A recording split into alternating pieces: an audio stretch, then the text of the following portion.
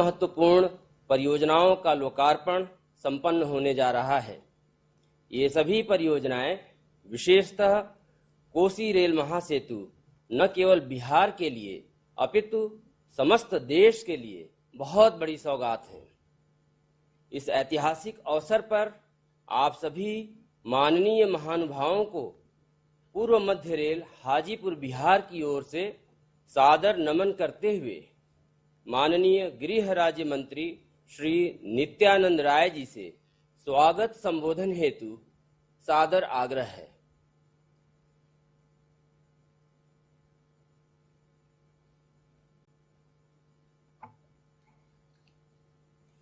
बिहार के रेलवे के विभिन्न परियोजनाओं के उद्घाटन कार्यक्रम में उद्घाटनकर्ता लोकप्रिय और यशस्वी भारत के प्रधानमंत्री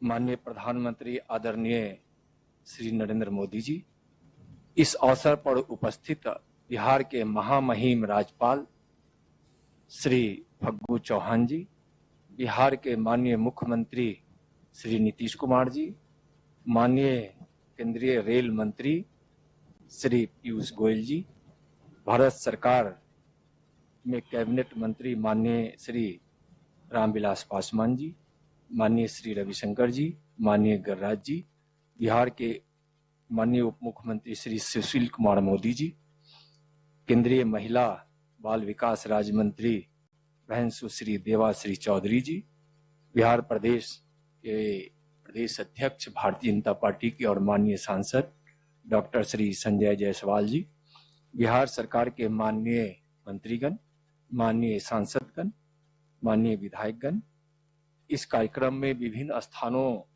पर उपस्थित आदरणीय भाइयों बहनों एवं रेलवे के अधिकारीगण, माननीय प्रधानमंत्री जी, आप जैसे प्रेरणादायी व्यक्तित्व का स्वागत करने का अवसर मुझे मिला है। मैं सौभाग्यशाली हूं। मैं आपका हार्दिक अभिनंदन करता हूं। विकास की गंगा को जन जन तक पहुंचाने वाले आप विकास भगीरथ हैं।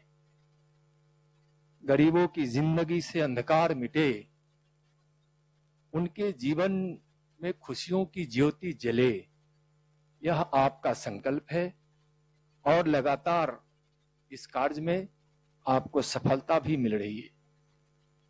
विवेकानंद जी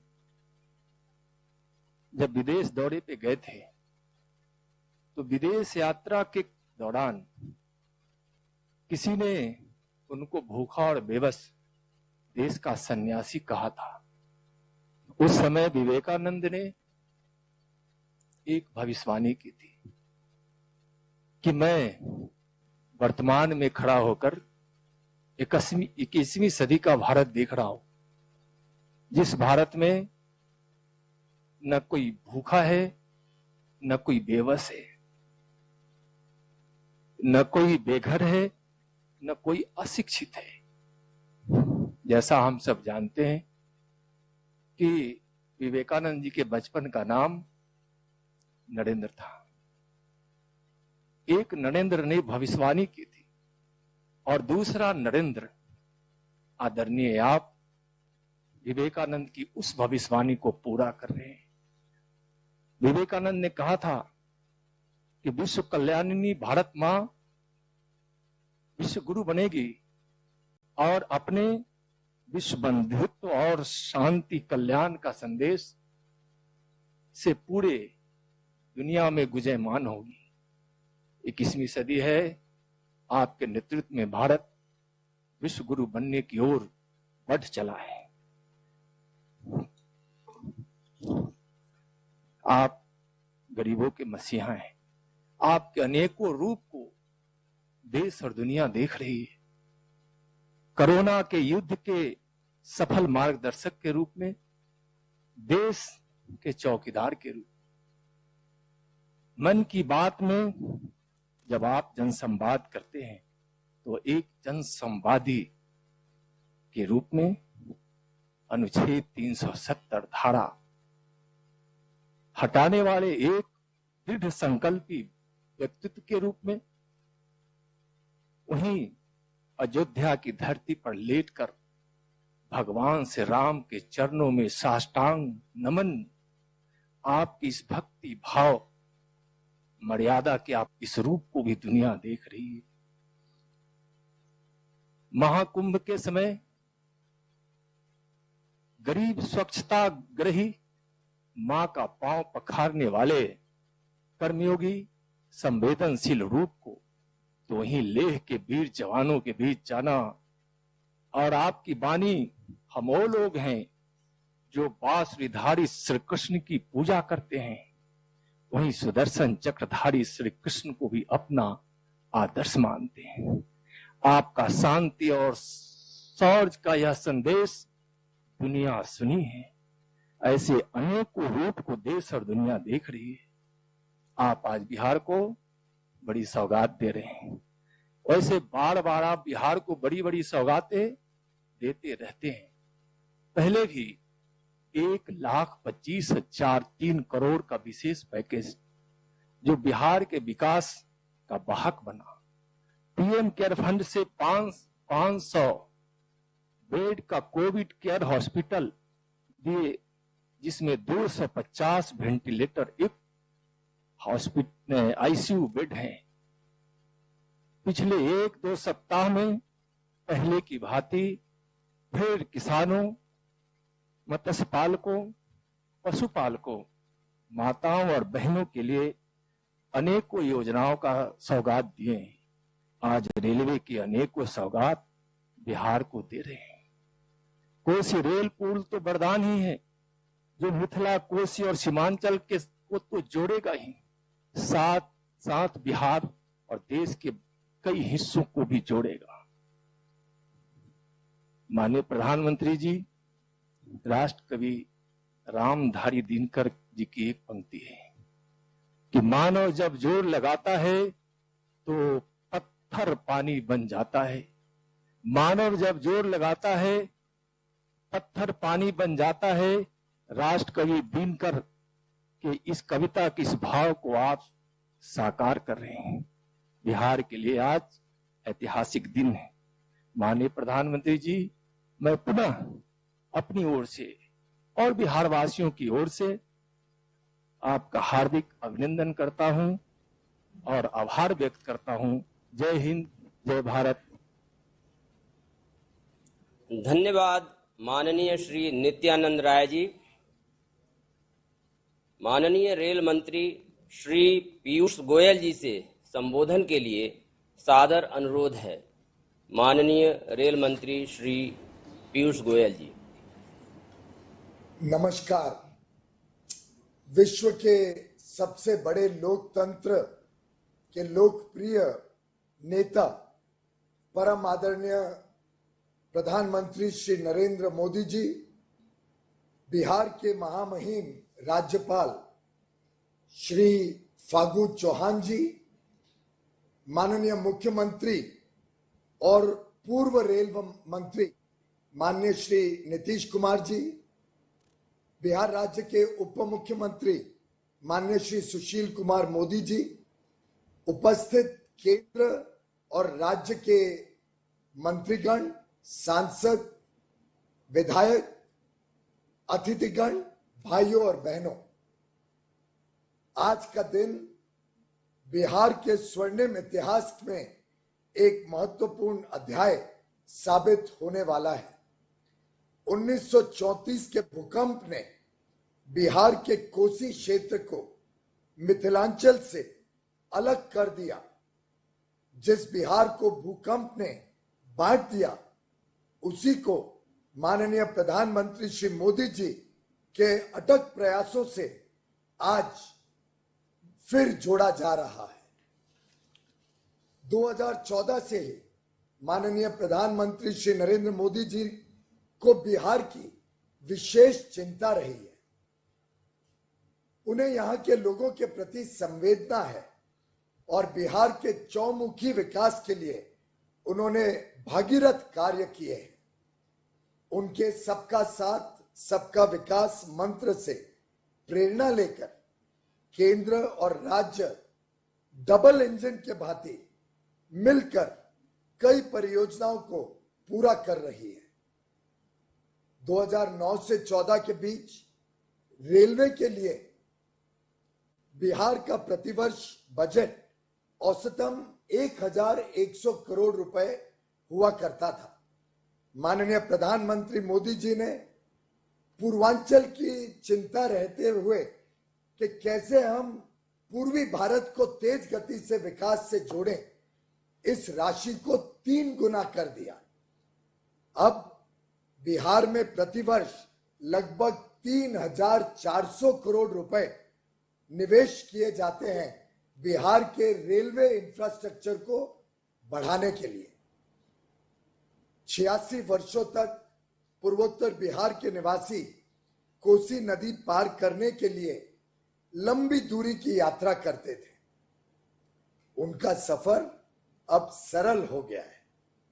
मिथिलांचल और कोसी क्षेत्र को पुनः सीधे रेल मार्ग से जोड़ने के लिए आज से सुपौल, आसनपुर, कुपाहा के बीच ट्रेन सेवा का शुभारंभ माननीय प्रधानमंत्री जी के कर कमलों द्वारा किया जा रहा है।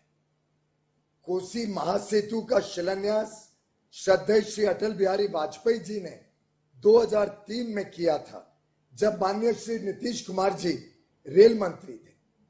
पिछले 6 वर्षों में प्रधानमंत्री जी ने लगातार इस प्रोजेक्ट की कार्यशैली पे निगरानी रखी, लगातार इसकी रिव्यू करते रहे, मॉनिटरिंग करते रहे, हम सबको मार्गदर्शन देते रहे और इस 6 वर्षों में तेज गति से इस काम को आगे बढ़ाया गया, जिससे आज हम उद्घाटन के लिए उपस्थित हुए हैं। यह सेतु कृषि प्रधान बिहार के विकास में अहम भूमिका निभाने वाला है। इससे प्रदेश की सामाजिक तथा आर्थिक गतिविधियों में वृद्धि होगी। यह सेतु न सिर्फ 2 स्थानों को जोड़ेगा, बल्कि आपके अपनों को और नजदीक लाएगा। आज कुल 2700 करोड़ रुपए के अलग अलग 12 परियोजनाओं का उद्घाटन होने जा रहा है, जिसमें कोसी सेतु के अलावा 2 नई लाइनें, एक तीसरी लाइन, एक इलेक्ट्रिक लोको शेड, गेज परिवर्तन और 5 रेल खंडों का विद्युतीकरण शामिल है। इससे बिहार के विकास में तेजी से वृद्धि आएगी। इससे यह बिहार का प्रगति पथ बनेगा। बिहार की प्रगति के डेडिकेटेड फ्रेट कॉरिडोर, रेलवे स्टेशनों का सौंदर्यीकरण, गुड शेड्स का सुधार और अन्य काम भी तेज गति से किए जा रहे हैं। मेक इन इंडिया के तहत हमने मधेपुरा में इलेक्ट्रिक इंजन की फैक्ट्री और मरहौरा में डीजल लोकोमोटिव फैक्ट्री का भी निर्माण किया है, जिससे दोनों क्षेत्रों में तेज गति से विकास की लहर छा गई है। माननीय प्रधानमंत्री जी, आपको इस बात को जानकर खुशी होगी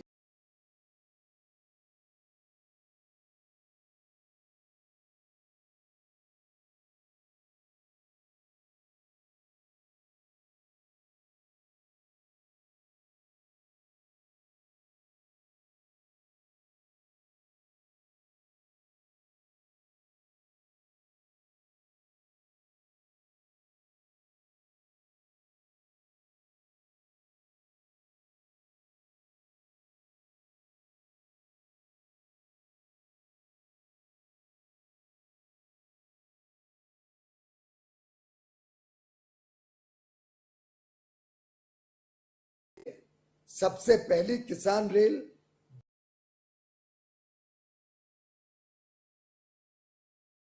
दानापुर से देवलाली के बीच शुरू हुई, जिससे किसान अपने पैदावार कम समय में देश के कोने कोने तक पहुंचा पाएंगे। माननीय प्रधानमंत्री श्री नरेंद्र मोदी जी के मार्गदर्शन में और माननीय नीतीश कुमार जी और सुशील कुमार मोदी जी के कुशल नेतृत्व में सरकार भविष्य में भी ऐसे ही तेज गति से बिहार का विकास करते रहेगी, ये हम सबका संकल्प है, प्रतिबद्धता है। आपने आज इस कार्यक्रम में समय दिया, इसके लिए पूरा रेल परिवार आपका कृतज्ञ है। बहुत बहुत धन्यवाद माननीय प्रधानमंत्री जी, नीतीश जी, मोदी जी और सभी माननीय अतिथिगण।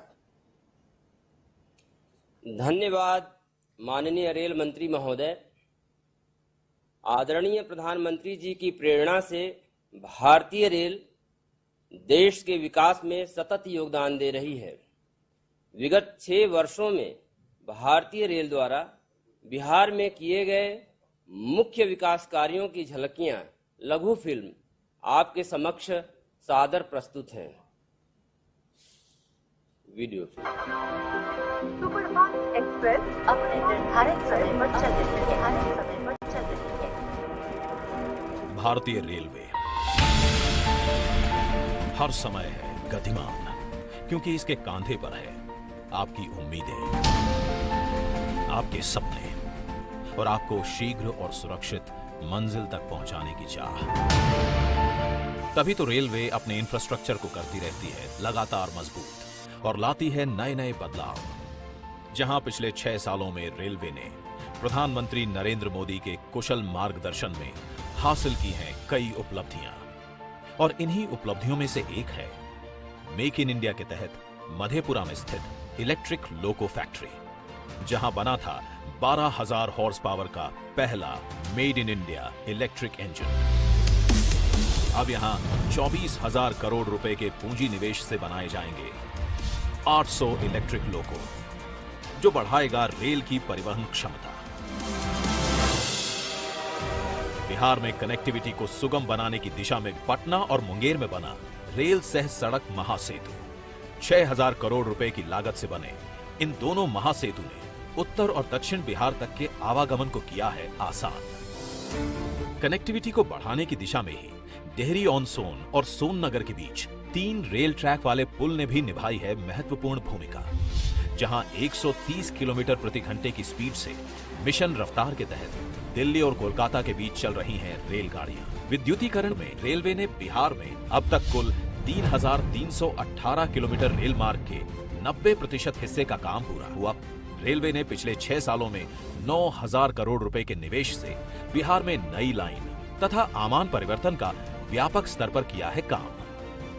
1,150 करोड़ रुपए लागत वाले 23 रोड ओवर ब्रिज का निर्माण भी हुआ है पूरा। भारतीय रेलवे के आधुनिकीकरण से आज बिहार में स्टेशनों की बदली है सूरत। अब यहाँ एयरपोर्ट की तरह हुई है प्रकाश व्यवस्था, क्विक वाटरिंग सिस्टम, वातानुकूलित प्रतीक्षालय। बिहार में तरक्की के कदम को बढ़ाती रेल कनेक्टिविटी जल्द ही अंतर्राष्ट्रीय होगी। इसके लिए जयनगर को जोड़ा गया है जनकपुर से। रक्सौल से काठमांडू तक रेल लाइन का भी जल्द शुरू होगा निर्माण। लोक संस्कृति को बढ़ावा देने में महत्वपूर्ण ट्रेनों के बाहरी भाग पर लगाई गई मिथिला पेंटिंग ने स्थानीय कला को दी अंतर्राष्ट्रीय पहचान। लगभग 300 किलोमीटर का ईस्टर्न फ्रेट कॉरिडोर बिहार से होकर गुजरेगा, जो इस क्षेत्र में लाएगा बड़ा निवेश। बिहार बढ़े, तरक्की के नए आसमान को छुए, इसलिए कई कार्य प्रगति पर भी हैं, जिसमें 1,000 किलोमीटर के लगभग नई लाइन, गया और सोनपुर में 250 करोड़ रुपए की लागत से मेमू कार शेड, भागलपुर में गंगा नदी के ऊपर नया रेल पुल, मोकामा बरौनी के मध्य दोहरी लाइन के नए रेल पुल का निर्माण शामिल है। अपने कई प्रोजेक्ट्स के माध्यम से रेलवे ने बिहार में खोले हैं रोजगार के अनेकों द्वार। आपकी हर यात्रा हो शुभ यात्रा, इसलिए रेलवे ने 6 सालों में बिहार में कई असंभव से दिखने वाले कामों को संभव बनाकर आत्मनिर्भर भारत की दिशा में अपने मजबूत कदम बढ़ा दिए हैं। जय हिंद। माननीय उप मुख्यमंत्री श्री सुशील कुमार मोदी जी से संबोधन हेतु विनम्र आग्रह है। देश के लोकप्रिय प्रधानमंत्री आदरणीय श्री नरेंद्र मोदी जी, बिहार के महामहिम राज्यपाल श्री फागू चौहान जी, बिहार के माननीय मुख्यमंत्री श्री नीतीश कुमार जी, भारत सरकार के माननीय मंत्री श्री रामविलास पासवान जी, माननीय रेल मंत्री श्री पीयूष गोयल जी, बिहार सरकार के माननीय मंत्री श्री विजेंद्र यादव जी, भारत सरकार एवं बिहार सरकार के मंत्रीगण, सांसद, विधायक, विधान पार्षद एवं रेलवे के वरिष्ठ अधिकारीगण एवं मित्रों, बहनों और भाइयों, आदरणीय प्रधानमंत्री जी, बिहार को यह सौभाग्य है कि बिहार ने देश को 8 रेल मंत्री अब तक देने का काम किया है। और मैं याद कराना चाहूंगा कि जब श्री अटल बिहारी वाजपेयी देश के प्रधानमंत्री थे और नीतीश जी रेल मंत्री थे, उसमें बिहार के लिए 3 मेगा पुल की घोषणा की गई थी। कि उसके बाद 10 वर्षों तक जो सरकार आई, उसने इन सारे कामों को ठंडे बस्ते में डाल दिया था। लेकिन आपके प्रधानमंत्री बनने के बाद इन तीनों मेगा पुल के निर्माण में गति आई और आज दीघा, सोनपुर और गंगा नदी पर मुंगेर में जो रेल पुल है वो आपके कार्यकाल में प्रारंभ हो सका। और आज कोसी नदी पर 86 वर्षों के बाद रेल पुल और रेल का परिचालन प्रारंभ हो रहा है। इतना ही नहीं, प्रधानमंत्री जी, मढ़ौरा एवं मधेपुरा में इंजन के कारखाने का कॉन्ट्रैक्ट आपके प्रधानमंत्री बनने के बाद 2015 में फाइनल हुआ और आपके ही कार्यकाल में दोनों जगह इंजन का उत्पादन प्रारंभ हुआ है। आदरणीय प्रधानमंत्री जी, मैं आपको धन्यवाद देना चाहूंगा और पीयूष गोयल जी को कि लॉकडाउन के दौरान जब लाखों बिहार के मजदूर अन्य राज्यों में फंसे हुए थे, उस समय आपने प्रवासी मजदूरों के लिए स्पेशल श्रमिक ट्रेनें चलाकर और 1371 ट्रेनों को चलाकर 19,72,000 लोगों को मुफ्त में अपने घरों तक पहुंचाने का काम किया है। इतना ही नहीं, पिछले दिनों जब जेईई मेन और नीट की परीक्षा के लिए और छात्रों को काफी कठिनाइयों का सामना करना पड़ रहा था, तो आदरणीय पीयूष गोयल जी ने पैसेंजर ट्रेन चलवाया बिहार में, जिससे हजारों छात्रों को परीक्षा केंद्र तक पहुंचने में सुविधा हुई है। इतना ही नहीं, तो मैं आपको आज इसलिए भी धन्यवाद देना चाहूंगा कि आपने पिछले सप्ताह दरभंगा में नए दूसरे एम्स के निर्माण का, बिहार में दूसरे एम्स के निर्माण का भी और केंद्रीय मंत्रिपरिषद ने निर्णय लिया है। साथ ही साथ रेलवे ने पटना शहर में आर ब्लॉक से दीघा के बीच में जो जमीन बिहार को उपलब्ध कराई है, उसने पटना का कायाकल्प कर दिया है। आदरणीय प्रधानमंत्री जी, पर्यटन क्षेत्र को भी आज के इन कार्यक्रमों से बढ़ावा मिलेगा। विश्व के प्रथम गणराज्य वैशाली और स्वर्गीय रघुवंश बाबू की कर्मभूमि, वहां वह वैशाली अब रेलवे के मानचित्र पर आ गया है। और इतना ही नहीं, तो इस्लामपुर नटेसर नई रेल लाइन के खुलने से बौद्ध धर्म के कई प्राचीन स्थल, मुख्यतः जेठियान, जहां कहते हैं कि भगवान बुद्ध ने और पैदल यात्रा की थी 2500 साल पूर्व, वह स्थान भी रेल से जुड़ जाएगा। और इस प्रकार बौद्ध और जैन तीर्थ स्थलों को भी आज के इस उद्घाटन से बढ़ावा मिलेगा। आदरणीय प्रधानमंत्री जी, आज इन 4 रेल खंडों का विद्युतीकरण का कार्य पूर्ण होकर और रेल का परिचालन हो रहा है, तब बिहार में 90% रेल लाइन का विद्युतीकरण हो चुका है। और मुझे रेल के लोगों ने बताया कि इससे तेल में 1500 करोड़ प्रति वर्ष की बचत संभावित है। इतना ही नहीं, तो बख्तियारपुर बाढ़ के बीच तीसरी लाइन बनने से बाढ़ स्थित एनटीपीसी के बिजली घर को भी निर्बाध कोयले की आपूर्ति होती रहेगी, जिससे बिहार को वर्ष भर अनवरत बिजली की आपूर्ति सुनिश्चित की जा सकेगी। आदरणीय प्रधानमंत्री जी, आपके 6 वर्षों के कार्यकाल में बिहार में 774 kilometre gauge conversion new line doubling का कार्य हुआ है, जिस पर रेल ने 22,275 करोड़ रुपया और खर्च किया है। और इतना ही नहीं, तो गंगा नदी पर एक और रेल पुल का काम मोकामा में शुरू हो चुका है और भागलपुर में भी एक और पुल का प्रोजेक्ट रिपोर्ट बनकर तैयार है। तो मुझे पूरा विश्वास है कि आपके प्रधानमंत्री काल के अंदर बिहार और तेजी से आगे बढ़ेगा। इन्हीं शब्दों के साथ मैं अपना भाषण समाप्त करता हूं। जय हिंद, जय भारत। धन्यवाद माननीय उप मुख्यमंत्री महोदय। बिहार के माननीय मुख्यमंत्री श्री नीतीश कुमार जी से संबोधन हेतु विनम्र निवेदन है। आदरणीय प्रधानमंत्री श्री नरेंद्र मोदी जी, बिहार के महामहिम राज्यपाल श्री फागू चौहान जी, केंद्रीय रेल मंत्री श्री पीयूष गोयल जी, बिहार के माननीय उप मुख्यमंत्री श्री सुशील कुमार मोदी जी, इस कार्यक्रम में उपस्थित माननीय केंद्रीय मंत्री श्री रविशंकर प्रसाद जी, श्री गिरिराज सिंह जी, श्री नित्यानंद राय जी,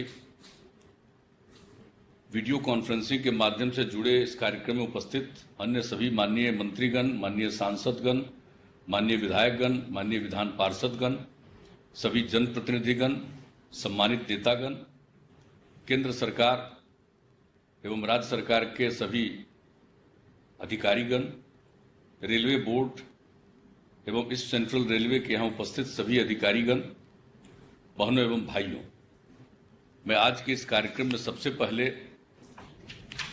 आदरणीय प्रधानमंत्री जी को बधाई देता हूं। 17 सितंबर उनका जन्मदिन है। कल भी हम लोगों ने बधाई दी है। पूरा सप्ताह आपका जन्मदिन मनाया जा रहा है, इसके लिए मैं विशेष तौर पर आपको बधाई देता हूं, शुभकामना देता हूं। और आज 18 तारीख से अब मलमास मेला की शुरुआत हो गई। और जो मलमास मेला राजगीर, जो ऐतिहासिक जगह है, बहुत पौराणिक जगह है, उन्हीं जगहों पर आज से इसकी शुरुआत होती है। और उसके बारे में यह अवधारणा है, हम लोग बचपन से सुने हैं कि 33 करोड़ देवी देवता राजगीर में ही आ जा करके आवास करते हैं और उसी को ध्यान में रख करके लोग वहां जाते हैं बहुत बड़ी संख्या में हमेशा। इस बार तो खैर ये जो पीरियड है कोरोना वायरस के चलते उस तरह से लोग नहीं जा पाएंगे, लेकिन इस अवसर पर जो एक इतनी बड़ी संख्या में लोग वहां जाते रहे हैं, कुंड में स्नान करते रहे हैं, और वहां पर का एक बैतरनी पार करने का है कि अगर बैतरनी पार कर जाएंगे तो उनको मोक्ष की प्राप्ति होगी। तो ये एक अवधारणा शुरू से चल रही है, तो आज तो उसी की शुरुआत हो रही है। तो इस अवसर पर आज इस रेलवे का कार्यक्रम के लिए आपने समय दिया, मैं आपको हृदय से इसके लिए बधाई देता हूं। और रेल मंत्री को विशेष तौर पर मैं धन्यवाद देता हूं कि उन्होंने बहुत सारी बातों का जिक्र भी कर दिया। आज जो कोसी महासेतु का उद्घाटन हो रहा है, उन्होंने खुद भी बताया। श्रद्धेय अटल जी प्रधानमंत्री थे और उन्होंने मुझको रेल मंत्री बनाया हुआ था, तो उसी समय ये कोसी महासेतु का उन्होंने शिलान्यास किया था। और ये कोसी महासेतु का जो शिलान्यास हुआ, उसके पहले जो कोसी महासेतु का बनाने के लिए और उसके दोनों तरफ अप्रोच बनाने के लिए जो सब कुछ हुआ, तो उसके लिए मुझको कितनी बार वहां जा करके हमने दोनों तरफ ट्रेवल किया, लोगों से बातचीत की, और अंत में कहाँ अलाइनमेंट होगा रेलवे के अधिकारियों को लेकर जाते थे, वो तय हुआ। और अंतोगत्वा श्रद्धेय अटल जी के नेतृत्व में कैबिनेट ने इसको स्वीकार किया और वो 6 जून 2003 को आए थे और वहां उन्होंने इसका शिलान्यास किया। इतनी बड़ी भीड़ थी, इतनी बड़ी संख्या में लोग शामिल थे कि आज उसकी कल्पना नहीं की जा सकती है। इतने भारी संख्या में लोग वहां पर आए थे। और जब उनके साथ हम जा रहे थे तो उनको हमने आग्रह किया था, चूंकि हम मिथिला के लोगों की इस भावना को जानते रहे, लोग बोलते रहे हैं कि भाई मैथिली भाषा को भी संविधान के 8वीं अनुसूची में शामिल करना चाहिए, तो बताया। और वहां भी गए तो वहां पर भी लोगों ने मांग किया और उसी दिन उन्होंने इसका भी ऐलान कर दिया था मैथिली भाषा के लिए। तो एक विशेष दिन था। और आज उसके लिए जो कुछ भी जो बनाया गया था अलाइनमेंट, तो उसी के बगल में जो ईस्ट वेस्ट कॉरिडोर का निर्माण हुआ, तो उसका भी अलाइनमेंट वही उसी के जो तय किया गया था कोसी का ब्रिज, उसी के पास उसका भी अलाइनमेंट फाइनली तय हुआ। वो तो पहले बन गया, लेकिन अब इसका कोसी का ब्रिज, और हमारे आदरणीय रेल मंत्री जी आए हुए थे यहाँ पर 12 अगस्त 2018 को पटना। तो जब से हम रेल मंत्री रहे उसके बाद हम रेलवे के कोई कार्यक्रम में नहीं गए थे। इन्होंने ही मुझको अवसर दिया था 2018 में बुला करके कि हम इनके कार्यक्रम में गए, और आज भी इन्होंने अवसर दिया है कि आज भी यहाँ आने का मौका मिले। तो रेलवे के साथ तो एक भावनात्मक लगाव भी हम लोगों का है, इसलिए बहुत अच्छा लगा है। और उस दिन भी इन्होंने इनसे बातचीत हुई थी तो कहा कि नहीं, तेजी से काम हो जाएगा। तो आज कम से कम काम हो गया और आज उसका उद्घाटन, उसका अप्रोच भी अधिकांश हिस्सा बन गया, थोड़ा सा पर काम चल रहा, वो हो गया। ये सबसे खुशी की बात है। और दूसरा कार्य, जो कई चीजों का उद्घाटन शिलान्यास सबकी चर्चा कर दी गई है। दूसरे के बारे में हम बता देना चाहते हैं, हाजीपुर से वैशाली तक का जो रेल लाइन बना है, तो ये हाजीपुर से सुगौली तक के रेल लाइन के निर्माण का हुआ। सुगौली भी ऐतिहासिक जगह, सुगौली में ही भारत और नेपाल के बीच में बातचीत हुई थी। तो वो सुगौली तक हाजीपुर को जोड़ने के लिए श्रद्धेय अटल जी के नेतृत्व में इसका निर्णय लिया गया, इस रेलवे लाइन का। और वही आए थे इसका शिलान्यास करने 10 फरवरी 2004 में, और वही वैशाली में वैशाली से ही उसका इन्होंने किया गया, इसका शिलान्यास किया था।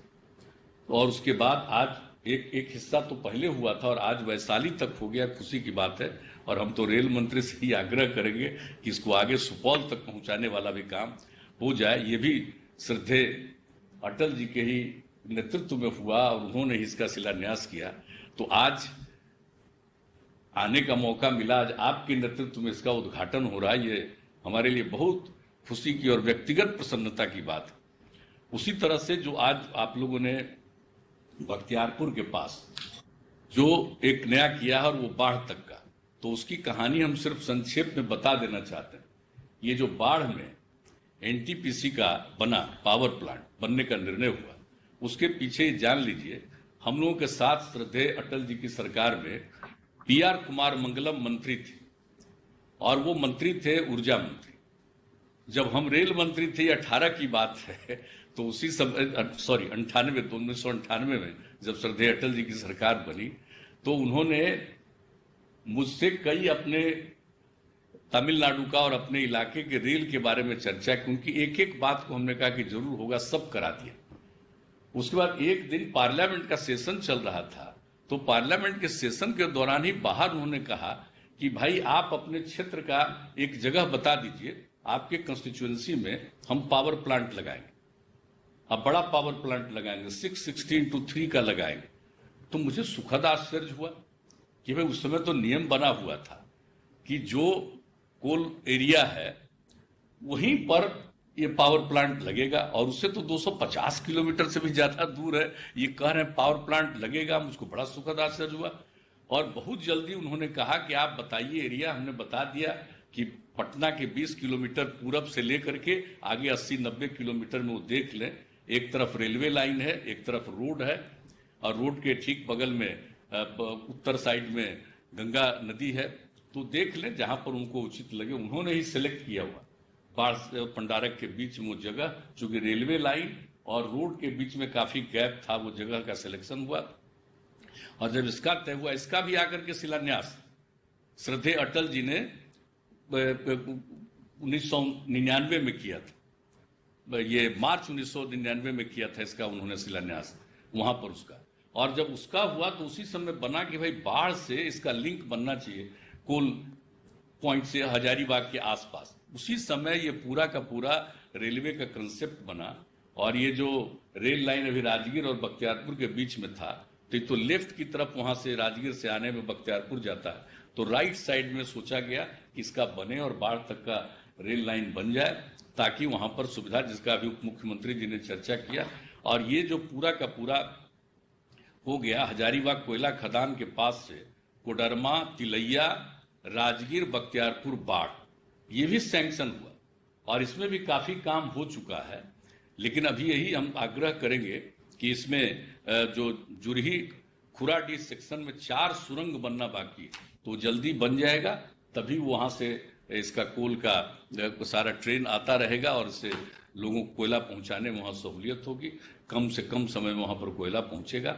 इसलिए हम तो ये भी आग्रह करेंगे। लेकिन कितनी बड़ी चीज है ये, कितनी खुशी की बात है, कब की बात है, 98 में ये बात हुआ, वहां बना, और उसके बाद रेल के बारे में सोचा गया। आज उससे संबंधित एक रेल का आपके द्वारा उद्घाटन करवाया जा रहा है।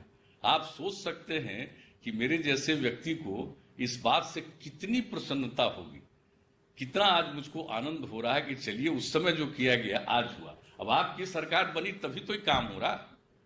इस बीच में कहां लोगों ने किया 10 वर्ष तक? जितना काम होना चाहिए था वो काम नहीं हुआ। ये काम और तेजी से होना चाहिए था, नहीं हुआ। जब अटल जी का ही कार्यकाल था, उसी बीच में जितना हम लोग रेलवे से करवा सके थे उतना करवा पाए थे। और आज जो आपने उद्घाटन किया है फतुहा इस्लामपुर रेलखंड का, उसको आगे जो बढ़ाए हैं आप लोग, ये इस्लामपुर वाले को लाइन को नटेसर तक, तो आपको हम बता देना चाहते हैं कि फतुहा से इस्लामपुर का पहले छोटी लाइन थी, वो एक बार बाढ़ में समाप्त हो गई थी। लोगों की इच्छा थी बने, तो हम लोगों ने इसको रेल मंत्रालय से तय कर दिया और अंत में फतुहा से हम लोगों ने इस्लामपुर तक का रेल लाइन बनवा दिया। और जब उसका उद्घाटन हुआ इतनी लोगों को खुशी हुई थी। और उसी समय हम लोगों ने सोचा था कि जो चूंकि पटना से गया हम लोग जो जाते हैं, उसका सबसे पुराना जो रूट था वो फतुहा इस्लामपुर होते ही गया जाता था। तो जब फतुहा और इस्लामपुर रेलवे लाइन बन गया, तब हमारे मन में ये बात आई कि रोड है अगर इस्लामपुर से गया तक तो रेल भी लाइन होना चाहिए। और उसी को रेल लाइन बनाने के लिए ही जो रास्ता तय किया गया, आज उसी का नटेसर तक का काम पूरा हो गया। अब फतुहा इस्लामपुर नटेसर होते हुए गया पहुंचने का, क्योंकि राजगीर से तो आगे हम लोग नटेसर से आगे तक का तिलैया तक का काम करवा चुके हैं पहले से। तो अब बहुत अच्छा है। और इस तरह का जो आज हो रहा है, कितनी हम लोगों को इस सबसे खुशी है। और इसके अलावे बहुत सारा काम आज करवाया गया है, बहुत सारी योजनाओं को पूरा किया गया है। लेकिन मुझे तो बहुत प्रसन्नता है कि ये सब काम तेजी से हो रहा है। हम तो अब एक ही आग्रह करेंगे जो हम 12 अगस्त 2018 को माननीय रेल मंत्री जी से हम अनुरोध कर चुके थे कि एक लाइन, और इसका उद्घाटन एक हिस्सा आप कर चुके हैं श्रद्धेय प्रधानमंत्री जी, यानी जो दनियावा से बिहार शरीफ तक का उद्घाटन कराया जा चुका है। लेकिन उसी को हम लोगों के समय में तय हुआ था, नेवरा से दनियावा बिहार शरीफ बरबीघा शेखपुरा। और ये लाइन था कि ये जो खंड है ये पूरा का पूरा, ये पीयूष गोयल से जैसे अनुरोध किया था, ये किऊल से दानापुर आने का जो रास्ता, एक तीसरा रास्ता बनाया गया। और जो अभी किऊल से दानापुर की दूरी है उससे 9 किलोमीटर कम है। और इतना ज्यादा अब मतलब कि मालगाड़ियों का आवागमन होता था। तो हुआ कि अगर ये रेल लाइन बन जाएगा तो बहुत ज्यादा उपयोगिता इसकी होगी। इसी दृष्टिकोण से इसको स्वीकृत किया गया उसी समय श्रद्धेय अटल जी के टाइम में। तो हम आग्रह करेंगे कि अब थोड़ा थोड़ा काम जो बचा हुआ है इस काम को भी पूरा कर दीजिए। और एक बात अगर मेरा सुन लीजिएगा बिहार के लिए, तो हम तो रेल मंत्री जी से आग्रह करेंगे कि भाई Indian railway institute of mechanical engineering ये जमालपुर मुंगेर में चलता था हम लोगों के टाइम। यूपीएससी से उसके एडमिशन के लिए स्टूडेंट का सिलेक्शन होता था और वहां पढ़ते थे। तो जो मैकेनिकल इंजीनियर जो उसमें पास करते थे और उनका नौकरी लग जाता था रेलवे में, वो उनका जो स्टाइल था, जो हम लोगों ने देखा कि ये सब जमालपुर और मुंगेर के पढ़े हुए हैं और वहां से ये मैकेनिकल इंजीनियर हैं, उनमें कितना गौरव का भाव रहता था मन में। हम तो आग्रह करेंगे कि रुक गया है, इसको फिर से चालू करवा दीजिए और चाहिए तो एक आध और बढ़ा दीजिए, इलेक्ट्रिकल को भी बढ़ा दीजिए। इतना ज्यादा जो इलेक्ट्रिकल के बारे में बात कर रहे हैं, लेकिन ये पुरानी चीज है। अगर आप इस बात को मानिएगा, हमने उस बार भी कहा था, आज भी हम आपसे अनुरोध यही करेंगे कि इस बात को भी देखिएगा। लेकिन ये तो एक अलग विषय है। लेकिन जितना काम रेल मंत्रालय के द्वारा करवाया जा रहा है, मैं इसके लिए उन्हें हृदय से बधाई देता हूं। और जो काम आपने अभी बताया कि जितनी राशि का हम खर्च कर रहे हैं, हम लोगों को पूरा भरोसा है कि और बहुत तेजी से सारी योजनाओं का काम पूरा होगा। और इससे बिहार के लोगों को तो फायदा होगा ही, लेकिन देश भर के लोगों को फायदा होगा, क्योंकि बिहार बीच में है और उससे आने जाने वाले लोगों को भी बहुत ज्यादा सहूलियत होगी, लोगों को सुविधा होगी।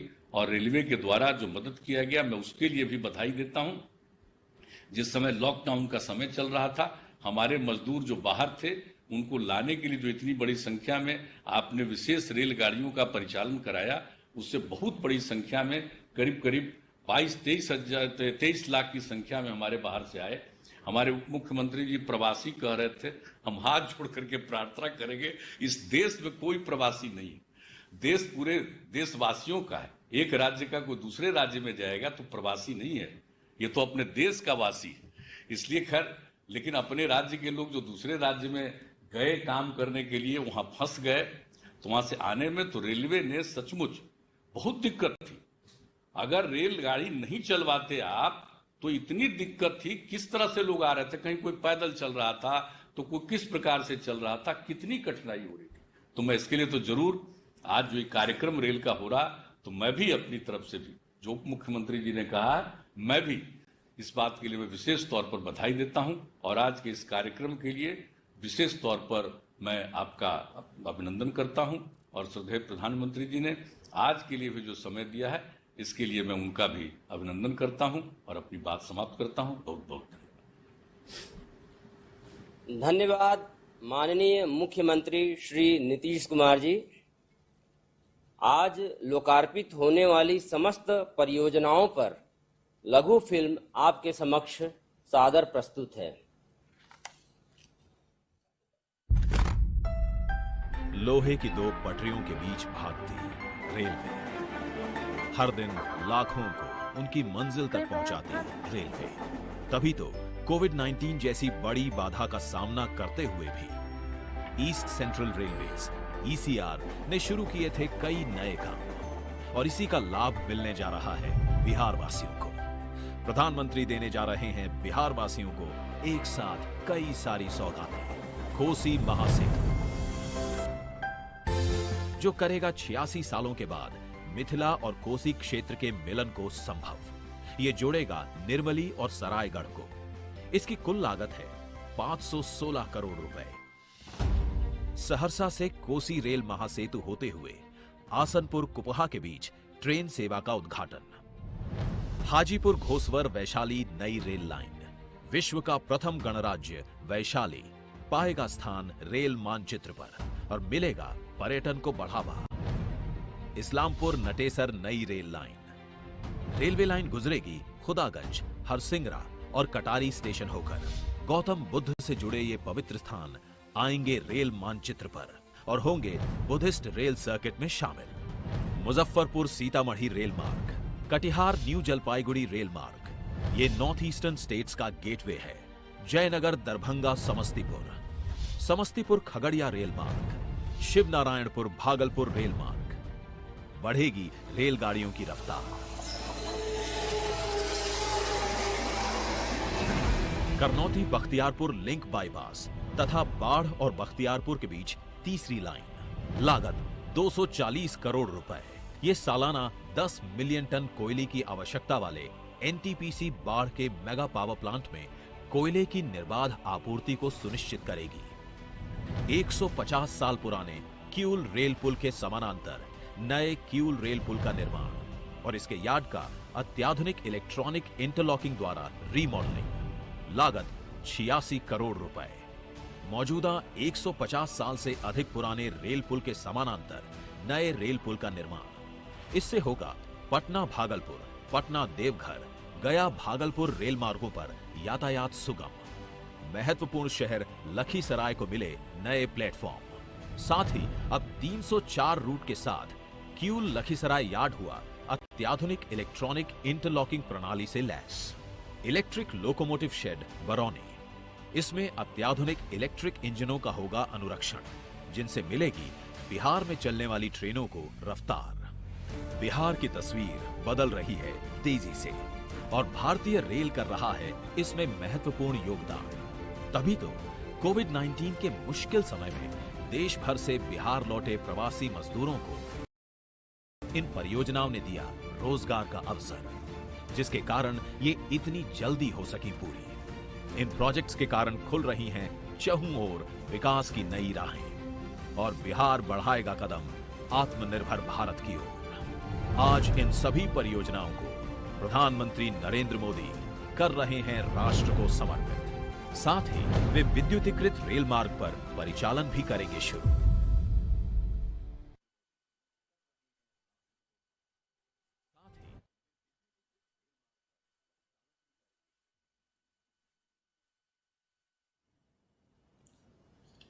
हम सभी के प्रेरणा स्रोत माननीय प्रधानमंत्री श्री नरेंद्र मोदी जी से सादर अनुरोध है कि नवनिर्मित कोसी रेल महासेतु, नवनिर्मित विद्युत लोको शेड बरौनी, नव विद्युतीकृत रेल मार्ग समस्तीपुर दरभंगा जयनगर रेलखंड, समस्तीपुर खगड़िया रेलखंड, शिवनारायणपुर भागलपुर रेलखंड, सीतामढ़ी मुजफ्फरपुर रेलखंड, करनौती लिंक बाईपास और बाढ़ बख्तियारपुर लिंक के बीच नवनिर्मित तीसरी लाइन, नवनिर्मित किऊल सेतु और लखीसराय किऊल इलेक्ट्रॉनिक इंटरलॉकिंग, नवनिर्मित रेल मार्ग सुपौल सरायगढ़ आसनपुर कुपहा राघोपुर, नवनिर्मित रेल मार्ग हाजीपुर वैशाली, नवनिर्मित रेल मार्ग इस्लामपुर नटेसर,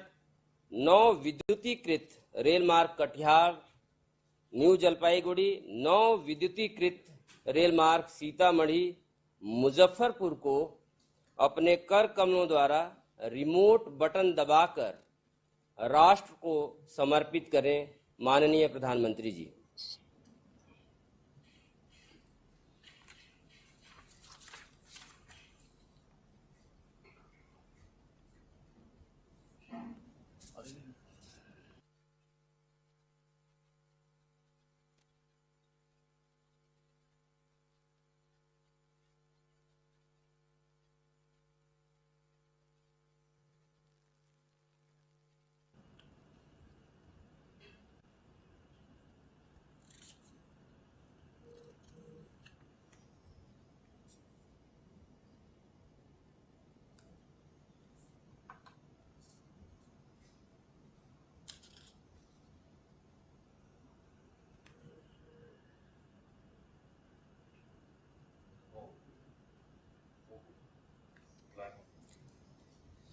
माननीय प्रधानमंत्री जी से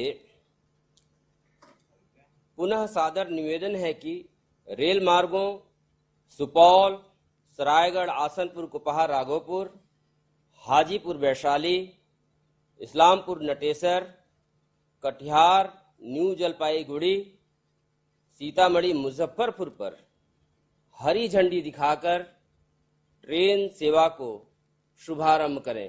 माननीय प्रधानमंत्री जी।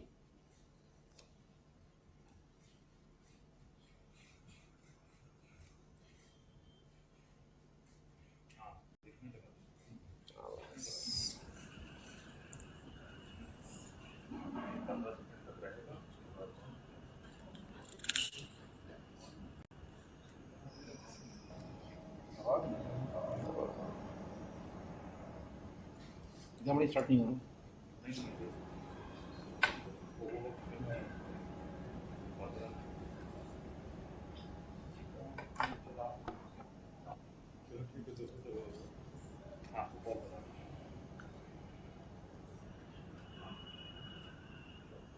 हाँ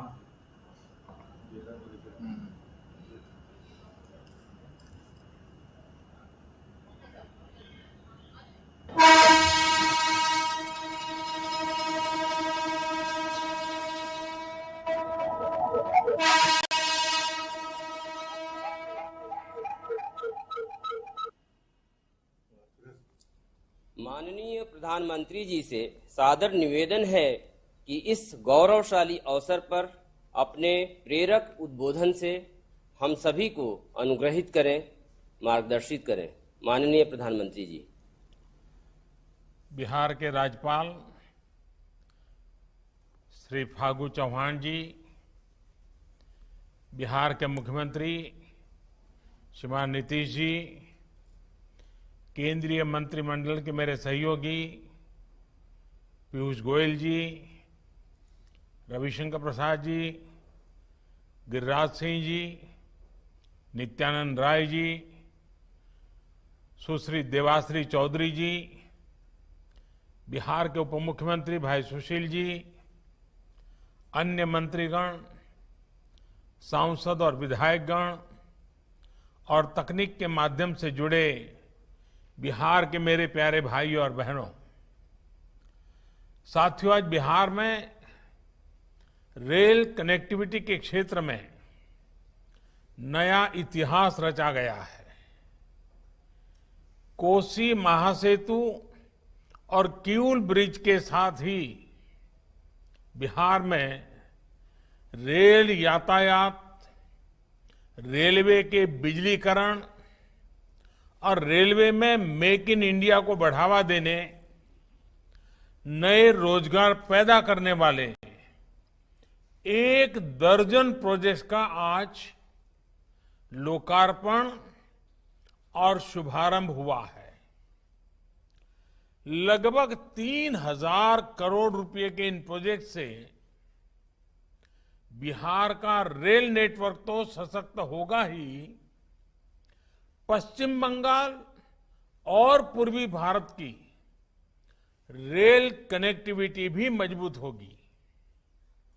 बिहार सहित पूर्वी भारत के करोड़ों रेल यात्रियों को मिलने जा रही इन नई और आधुनिक सुविधाओं के लिए मैं आज सबको बहुत बहुत बधाई देता हूं। साथियों, बिहार में गंगा जी हो, कोसी हो, सोन हो, नदियों के विस्तार के कारण बिहार के अनेक हिस्से एक दूसरे से कटे हुए रहे हैं। बिहार के करीब करीब हर हिस्से के लोगों की एक बड़ी दिक्कत रही है नदियों की वजह से होने वाला लंबा सफर। जब नीतीश जी रेल मंत्री थे, जब पासवान जी रेल मंत्री थे, तो उन्होंने भी इस समस्या को दूर करने के लिए बहुत प्रयास किया था। लेकिन फिर एक लंबा समय वो आया जब इस दिशा में ज्यादा काम ही नहीं किया गया। ऐसे में बिहार के करोड़ों लोगों की इस बड़ी समस्या के समाधान के संकल्प के साथ हम आगे बढ़ रहे हैं।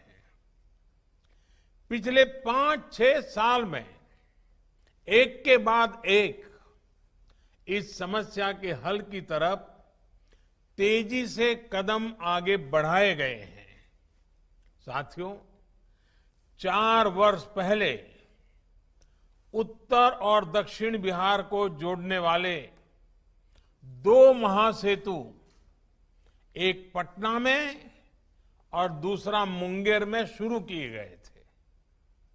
इन दोनों रेल पुलों के चालू हो जाने से उत्तर बिहार और दक्षिण बिहार के बीच लोगों का आना जाना आसान हुआ है।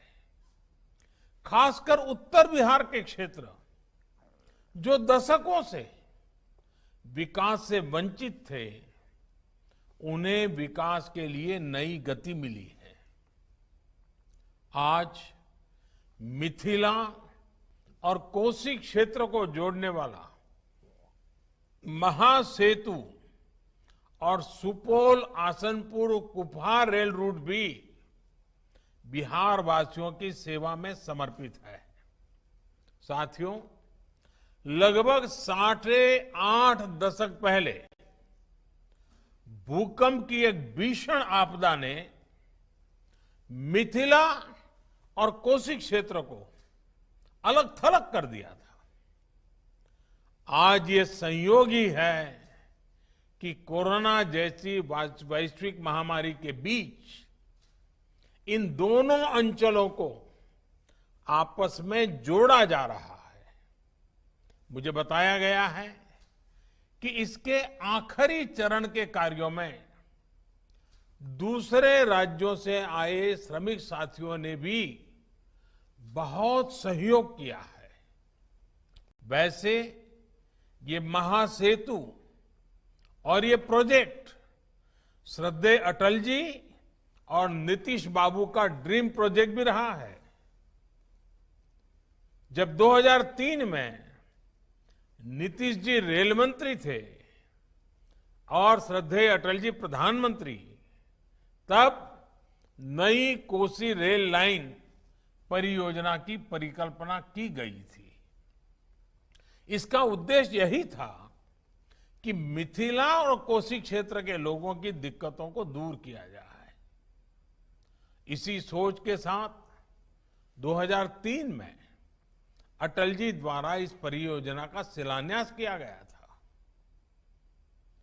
लेकिन अगले वर्ष अटल जी की सरकार चली गई और उसके बाद कोसी रेल लाइन परियोजना की रफ्तार भी उतनी ही धीमी हो गई। अगर मिथिलांचल की फिक्र होती, बिहार के लोगों की दिक्कतों की फिक्र होती, तो कोसी रेल लाइन परियोजना पर तेजी से काम हुआ होता। इस दौरान रेल मंत्रालय किसके पास था, किसकी सरकार थी, इसके विस्तार में मैं नहीं जाना चाहता, लेकिन सच्चाई यही है कि जिस रफ्तार से पहले काम हो रहा था, अगर उसी रफ्तार से 2004 के बाद भी काम हुआ होता तो आज का ये दिन पता नहीं कब आता, कितने साल लग जाते, कितने दशक लग जाते, हो सकता है पीढ़ियां बीत जाती। लेकिन दृढ़ निश्चय हो, नीतीश जी जैसा सहयोगी हो तो क्या कुछ संभव नहीं है। मिट्टी रोकने के लिए आधुनिक टेक्नोलॉजी का इस्तेमाल करते हुए सुपौल आसनपुर कुपहा रूट पर काम पूरा किया गया है।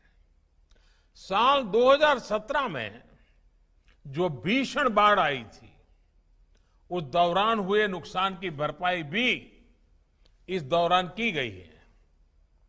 आखिरकार कोसी महासेतु और सुपौल आसनपुर कुपहा रूट बिहार के लोगों की सेवा के लिए तैयार है। साथियों, आज कोसी महासेतु होते हुए सुपौल आसनपुर कुपहा के बीच ट्रेन सेवा शुरू होने से सुपौल, अररिया और सहरसा जिले के लोगों को बहुत लाभ होगा। यही नहीं, इससे नॉर्थ ईस्ट के साथियों के लिए एक वैकल्पिक रेल मार्ग भी उपलब्ध हो जाएगा। कोसी और मिथिला क्षेत्र के लिए ये महासेतु सुविधा का साधन तो है ही, ये इस पूरे क्षेत्र में व्यापार, कारोबार, उद्योग, रोजगार को भी बढ़ावा देने वाला है। साथियों, बिहार के लोग तो इसे भली भांति जानते हैं कि वर्तमान में निर्मली से सरायगढ़ का रेल सफर करीब करीब 300 किलोमीटर का होता है। इसके लिए दरभंगा, समस्तीपुर, खगड़िया, मानसी, सहरसा, ये सारे रास्तों से होते हुए जाना पड़ता है। अब वो दिन ज्यादा दूर नहीं जब बिहार के लोगों को 300 किलोमीटर की ये यात्रा नहीं करनी पड़ेगी। 300 किलोमीटर की ये दूरी सिर्फ 22 किलोमीटर में सिमट जाएगी। 8 घंटे की रेल यात्रा सिर्फ आधे घंटे में ही पूरी हो जाए करेगी। यानी सफर भी कम, समय की भी बचत और बिहार के लोगों के धन की भी बचत होगी। साथियों, कोसी महासेतु की हर तरफ किऊल नदी पर नई रेल इलेक्ट्रॉनिक इंटरलॉकिंग की सुविधा शुरू होने से इस पूरे रूट पर सुविधा और रफ्तार दोनों बढ़ने वाली है। इस नए रेल पुल के निर्माण से झाझा से पंडित दीनदयाल उपाध्याय जंक्शन तक मेन लाइन पर 100-125 किलोमीटर प्रति घंटा की गति से अब ट्रेन चल पाएगी। इलेक्ट्रॉनिक इंटरलॉकिंग के चालू होने से हावड़ा दिल्ली मेन लाइन पर ट्रेनों के आने जाने में आसानी होगी, अनावश्यक देरी से राहत मिलेगी और रेल यात्रा अधिक सुरक्षित होगी। साथियों, बीते 6 साल से भारतीय रेल को नए भारत की आकांक्षाओं और आत्मनिर्भर भारत की अपेक्षाओं के अनुरूप ढालने का प्रयास किया जा रहा है। आज भारतीय रेल पहले से कहीं अधिक स्वच्छ है। आज भारतीय रेल के ब्रॉडगेज रेल नेटवर्क को मानव रहित फाटकों से मुक्त कर पहले से कहीं अधिक सुरक्षित बनाया जा चुका है। आज भारतीय रेल की रफ्तार तेज हुई है। आज आत्मनिर्भरता और आधुनिकता की प्रतीक वंदे भारत जैसी भारत में बनी ट्रेनें रेल नेटवर्क का हिस्सा होती जा रही है। आज देश के अनछुए हिस्सों को रेल नेटवर्क के साथ जोड़ने की, रेल मार्गों के चौड़ीकरण और बिजलीकरण की व्यवस्था का तेजी से विस्तार हो रहा है। साथियों, रेलवे के आधुनिकीकरण के इस व्यापक प्रयास का बहुत बड़ा लाभ बिहार को और पूरे पूर्वी भारत को मिल रहा है। बीते कुछ सालों में मेक इन इंडिया को बढ़ावा देने के लिए मधेपुरा में इलेक्ट्रिक लोको फैक्ट्री और मढ़ौरा में डीजल लोको फैक्ट्री स्थापित की गई। इन दोनों परियोजनाओं से बिहार में लगभग 44,000 करोड़ रुपए का निवेश हुआ है।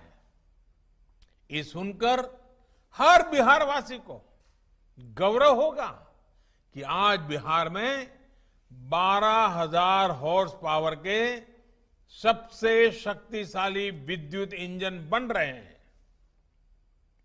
बरौनी में बिजली के इंजनों के रखरखाव के लिए बिहार का पहला लोको शेड भी काम करना शुरू कर चुका है। बिहार के लिए एक और बड़ी बात यह है कि आज बिहार में रेल नेटवर्क के लगभग 90% हिस्से का बिजलीकरण पूरा हो चुका है। बीते 6 साल में ही बिहार में 3,000 किलोमीटर से अधिक के रेल मार्ग का बिजलीकरण हुआ है।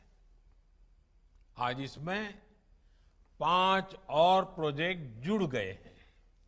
साथियों, बिहार में जिस तरह की परिस्थितियां रही है उसमें रेलवे लोगों के आने जाने का बहुत बड़ा साधन रही है। ऐसे में बिहार में रेलवे की स्थिति को सुधारना केंद्र सरकार की सर्वोच्च प्राथमिकताओं में से एक रहा है।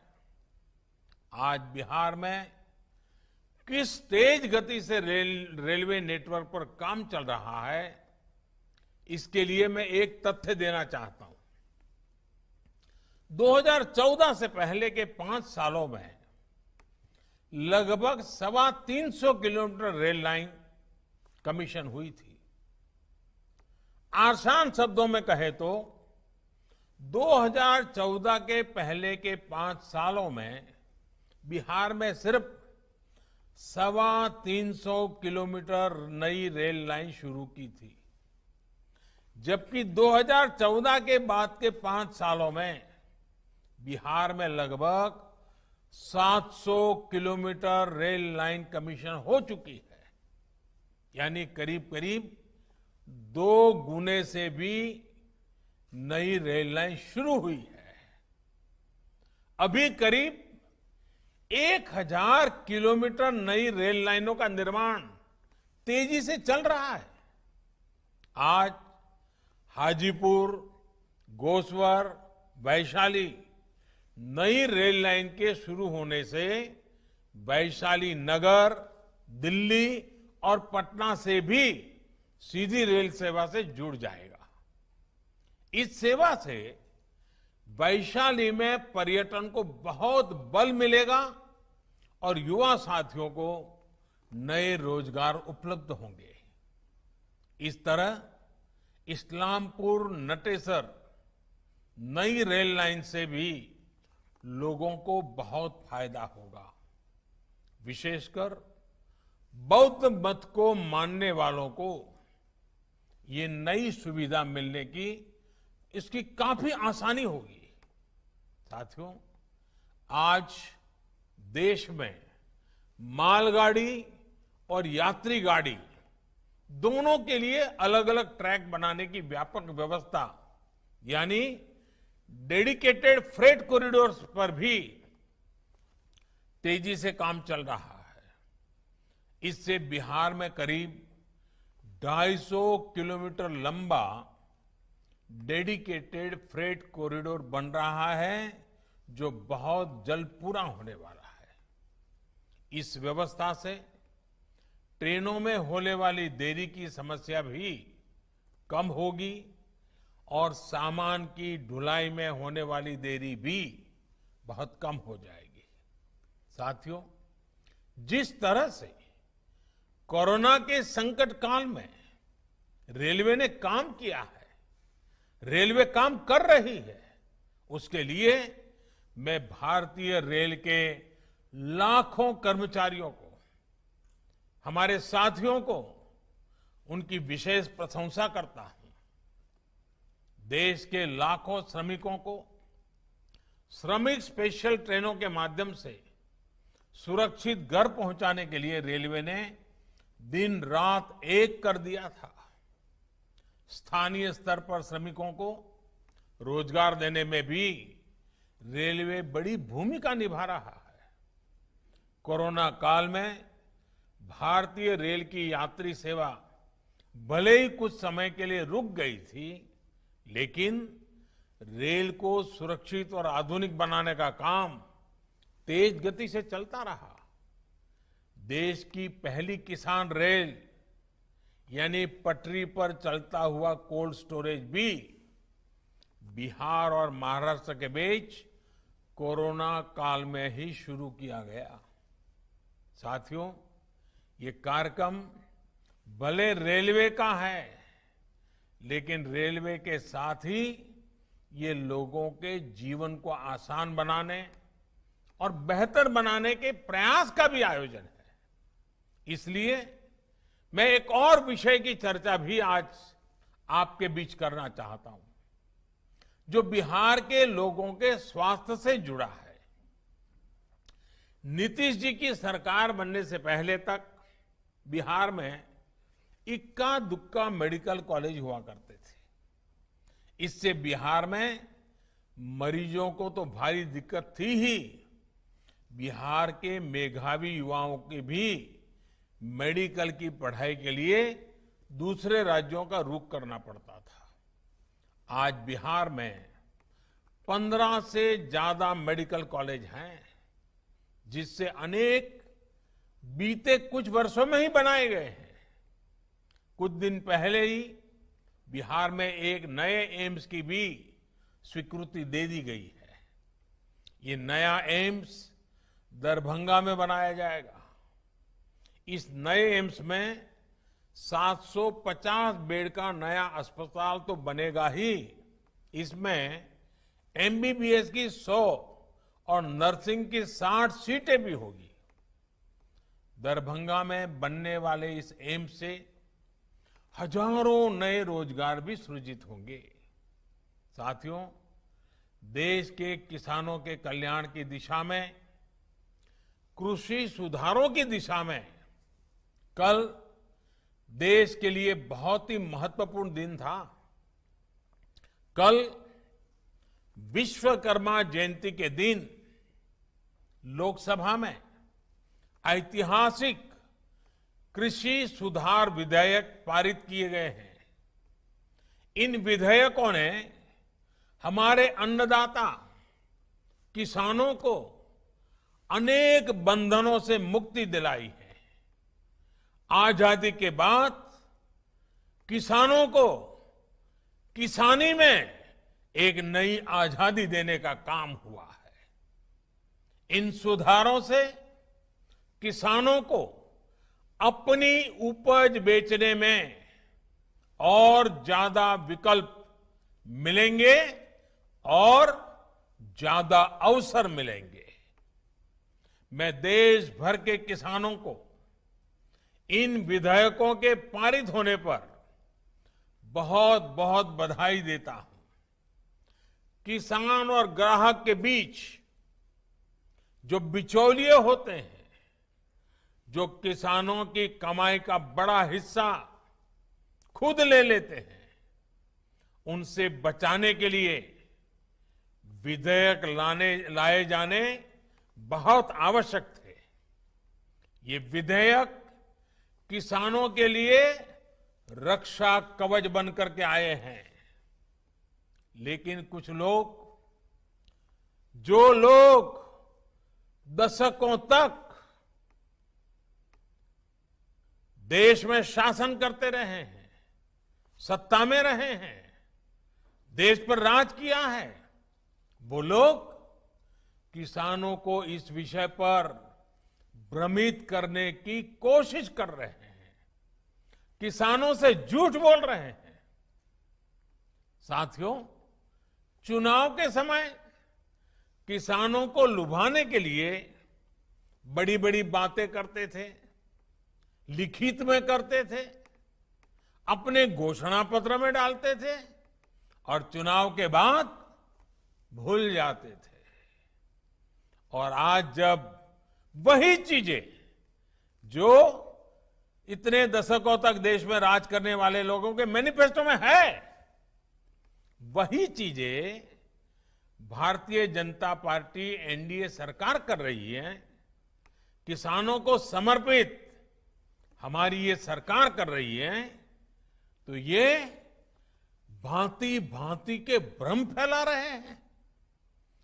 जिस एपीएमसी एक्ट को लेकर अब ये लोग राजनीति कर रहे हैं, एग्रीकल्चर मार्केट के प्रावधानों में बदलाव का विरोध कर रहे हैं, उसी बदलाव की बात इन लोगों ने अपने घोषणा पत्र में भी लिखी थी।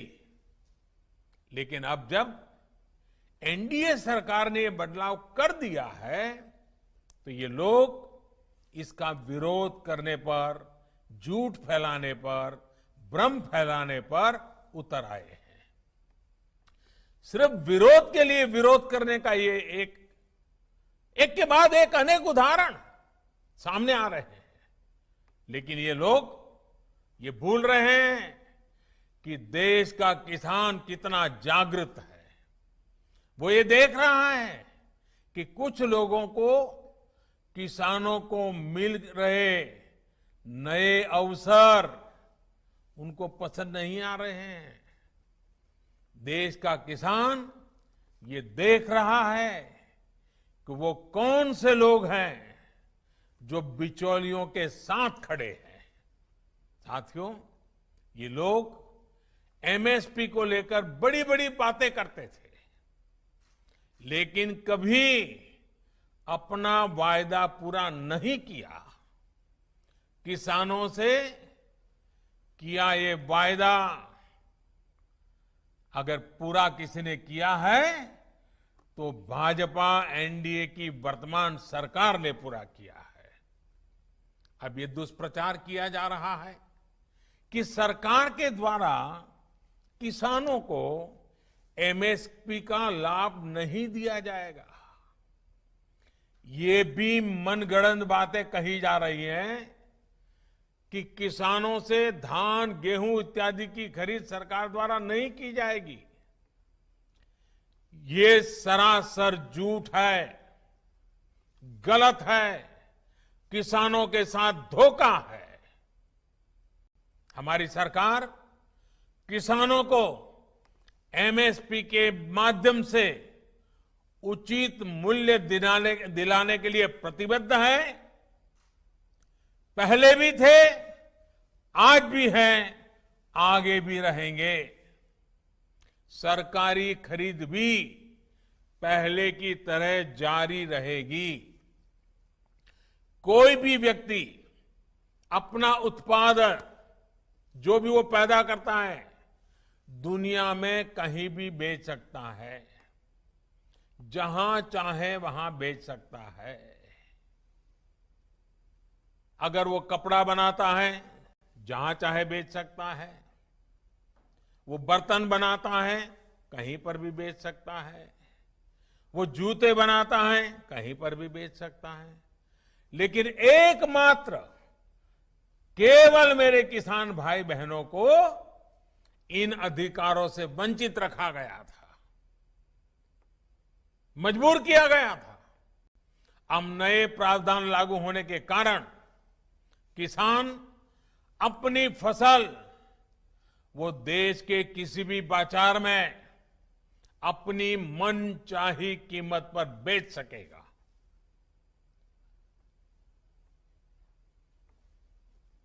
ये हमारे कोऑपरेटिव्स, कृषि उत्पादक संघ, एपीओस और बिहार में चलने वाले जीविका जैसे महिला स्वयं सहायता समूहों के लिए एक सुनहरा अवसर लेकर आया है। साथियों, नीतीश जी भी इस कार्यक्रम में मौजूद है। वो भली भांति समझते हैं कि एपीएमसी एक्ट से किसानों का क्या क्या नुकसान होता रहा है। यही वजह है कि बिहार का मुख्यमंत्री बनने के बाद अपने शुरुआती वर्षों में ही नीतीश जी ने बिहार में इस कानून को हटा दिया था। जो काम कभी बिहार ने करके दिखाया था, आज देश उस रास्ते पर चल पड़ा है। साथियों, किसानों के लिए जितना एनडीए शासन में पिछले 6 वर्षों में किया गया है, उतना पहले कभी नहीं किया गया। किसानों को होने वाली एक एक परेशानी को समझते हुए एक एक दिक्कत को दूर करने के लिए हमारी सरकार ने निरंतर प्रयास किया है। देश के किसानों को बीज खरीदने में, खाद खरीदने में, अपनी छोटी छोटी जरूरतों को पूरा करने के लिए किसी से कर्ज न लेना पड़े, इसके लिए ही प्रधानमंत्री किसान कल्याण योजना शुरू की गई थी। इस योजना के तहत अब तक देश के 10 करोड़ किसानों के खाते में करीब करीब 1 लाख करोड़ रुपए सीधे किसानों के खाते में ट्रांसफर किए जा चुके हैं। कोई बिचौलिया नहीं। किसानों को पानी की दिक्कत ना हो, किसानों से अटकी पड़ी सिंचाई, दशकों से अटकी पड़ी सिंचाई, वो परियोजनाएं पूरी हो, इसके लिए प्रधानमंत्री कृषि सिंचाई योजना पर करीब 1 लाख करोड़ रुपए खर्च किए जा रहे हैं। वो यूरिया जिसके लिए लंबी लंबी लाइनें लगती थी, जो किसानों के खेत में कम और फैक्ट्रियों में ज्यादा आसानी से पहुंच जाता था, अब उसकी 100% निम कोटिंग की जा रही है। आज देश में बड़े स्तर पर कोल्ड स्टोरेज का नेटवर्क तैयार किया जा रहा है। फूड प्रोसेसिंग से जुड़े उद्योगों पर भारी निवेश किया जा रहा है। 1 लाख करोड़ रुपए का एग्रीकल्चर इंफ्रास्ट्रक्चर फंड बनाया जा रहा है। किसानों के पशुधन को बीमारियों से बचाने के लिए देशव्यापी अभियान भी चलाया जा रहा है।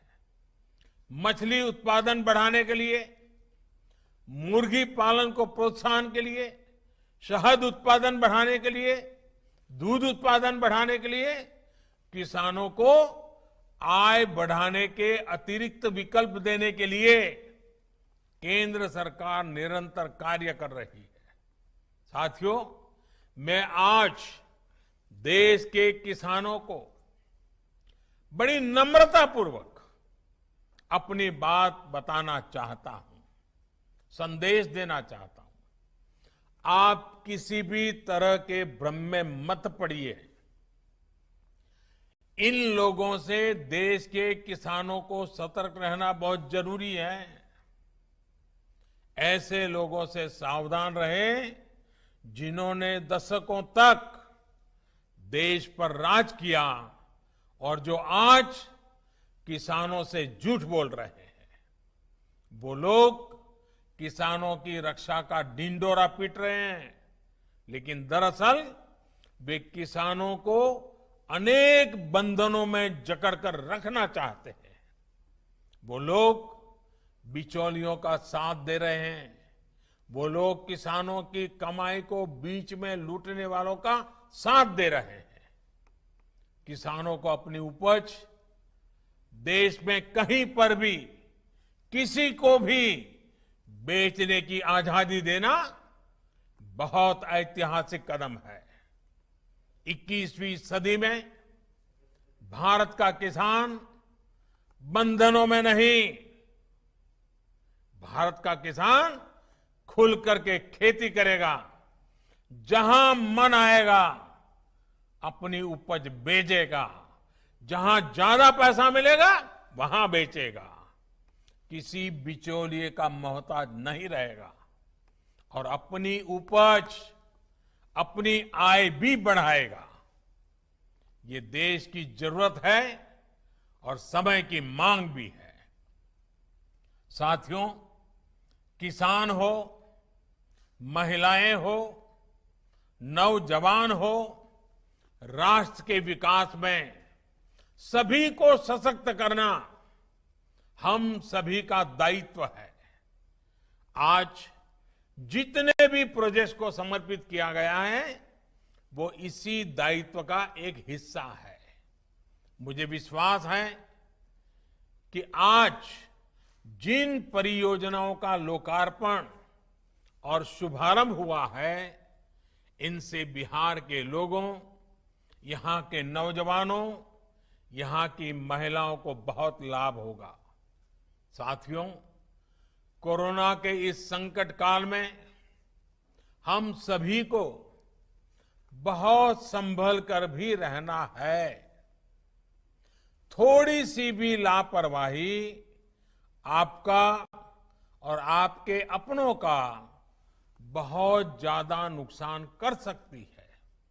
इसलिए मैं बिहार के लोगों से, देश के लोगों से अपने आग्रह को फिर दोहराना चाहता हूं। मास्क जरूर पहने और ठीक से पहने, 2 गज की दूरी का हमेशा ध्यान रखें, इसका पालन करें, भीड़ भाड़ वाली जगहों पर जाने से बचें, भीड़ लगाने से बचें।